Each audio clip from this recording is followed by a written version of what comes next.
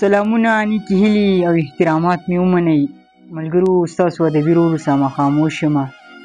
په دغه تمه چې روغ جوړ به یې او د ژوند نه به مزې اخلئ.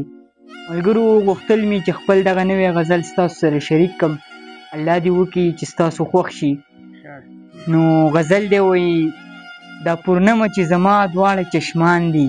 جواده: دا پورنمه چې زما دواړه چشمان دي، سر تر پایه مې یاران ځینې ماران دي، او په پردي سړي کې دومره جرأت نشته، په پردي سړي کې دومره جرأت نشته، دا چې ما راغورځوي دا مې خپلوان دي، او لکه سور ګلاب چې غاښ کې سړی ټینګ کړي، لکه سور ګلاب چې غاښ کې سړی ټینګ کړي، داسې ښکلې ښکلې شونډې د جانان دي، او دغه ښکلي د تمام جهان چې ګورم، دغه ښکلي د تمام جهان چې ګورم، دغه تا پسې خځلې د ډېران دي، او بې احساس جانان نه اوري لا کونډی، بې احساس جانان نه اوري لا کونډی، زما چغې که ختلې تر اسمان دي، او د زړه کور کې مې ژړا د بې وسۍ ده، د زړه کور کې مې ژړا د بې وسۍ ده، تړ مې اوښکې مې روانې په ګریوان دي،